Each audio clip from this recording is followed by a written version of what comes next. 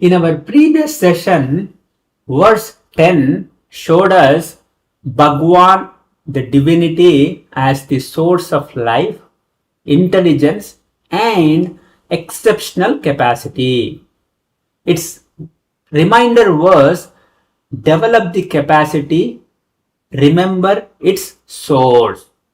Today's verse 11 now asks the next necessary question. Once strength and capacity are available, what should govern their use? The Master Krishna answers by distinguishing disciplined strength from attachment-driven force and dharmic desire from compulsion. Let us begin with the invocation prayer. Om Asmadgurubhyo Namaha. Om Sahana Bhavatu Sahanau Bhunaktu Sahaviryam Karavavahai Tejasvinavadhitamastu ma vidvishavahai. Om Shanti Shanti Shanti. Harihi Om Shri Gurubhyo Namaha. Harihi Om. Balam balavatam chaham kamaraga vivarjitam dharma viruddho bhuteshu kamosmi bharatarshabha. Balam balavatam chaham kamaraga vivarjitam dharma viruddho bhuteshu kamosmi bharatarshabha. In today's verse 11, the Master Krishna says, I am the strength of the strong, free from craving and attachment. I am desire in living beings when it does not conflict with Dharma. At first, this may sound contradictory.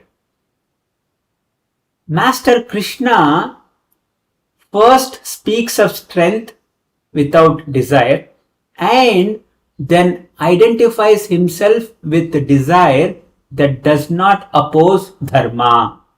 So the distinction is precise. Strength should not be controlled by personal craving or possessive attachment.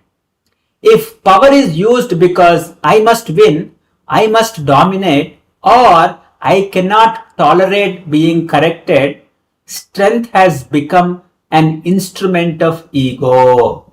But desire itself is not automatically wrong. The desire to learn, protect a family, correct an injustice, complete a responsibility, or pursue spiritual understanding can support Dharma. The real question is not simply, do I have a desire? It is, what is this desire asking me to do? And does that action remain within Dharma? So the key insight is, strength serves its highest purpose when it supports Dharma rather than ego. Desire can guide action when it remains within the boundaries of Dharma. That is why the reminder is, use strength without domination. Keep desire within Dharma.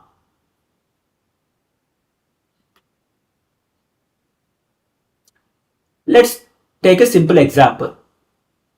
In work, a project leader discovers a serious mistake shortly before an important deadline. Strength is required. The problem must be addressed directly. But two motives are possible. One says, I will publicly blame the person responsible so that everyone knows I am in control. The other says, I will correct the problem firmly, protect the work, address accountability privately, and prevent the mistake from recurring. Both responses may appear forceful, but only one uses strength for responsibility rather than self-image.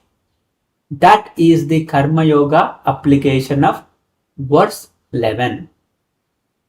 Before acting forcefully, examine what is driving the action. Before pursuing a desire, ask, does it conflict with a legitimate duty?